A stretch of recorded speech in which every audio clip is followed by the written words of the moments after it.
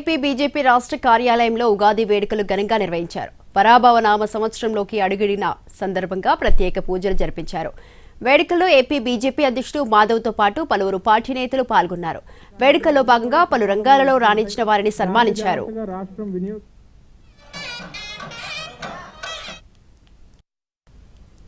వ్యాధిపతి ఉండటం వల్ల కేంద్రం నుంచి రాష్ట్రానికి రావాల్సినటువంటి ఆదాయమే కానివ్వండి లేదా మనకి రావాల్సినటువంటి ఆర్థిక సహాయాలే కానివ్వండి అన్నీ కూడా సకాలంలో వస్తూ ఉంటాయి. దాన్ని జాగ్రత్తగా రాష్ట్రం వినియోగిస్తూ ఉంటుంది.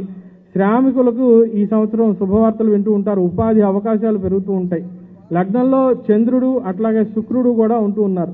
ఈ మెడికల్ వ్యవస్థకు సంబంధించి కొన్ని కీలక మార్పులు చోటు చేసుకుంటూ ఉంటాయి. ప్రజల యొక్క ఆరోగ్య పరిస్థితులు మెరుగుపడడానికి వైద్య రంగంలో మంచి మంచి అభివృద్ధి పనులు కూడా చేపడుతూ ఉంటారు. ద్వితీయాధిపతి భాగ్యాధిపతి అయిన కుజుడు వ్యయంలో ఉన్నాడు. ఆర్థికంగా లాభాలు వచ్చినప్పటికీ కూడా భవిష్యత్తు దృష్టికై ఒక విజన్ పరంగా అభివృద్ధి కొరకు ఖర్చులు కూడా బాగానే చేస్తూ ఉంటారు. కాబట్టి నిల్వధనం అనేది తక్కువగా ఉంటూ ఉంటుంది. అంతా కూడా వచ్చింది రీఇన్వెస్ట్మెంట్ అయిపోతూ ఉంటుంది. తృతీయంలో మాంది స్థితి.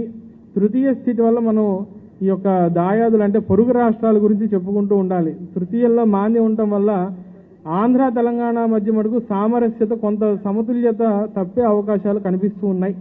చతుర్థంలో గురుడు లగ్నాధిపతి దశమాధిపతి చతుర్థ స్థితి. భూ సంబంధంగా అనేక లాభాలు వస్తూ ఉంటాయి. భూమి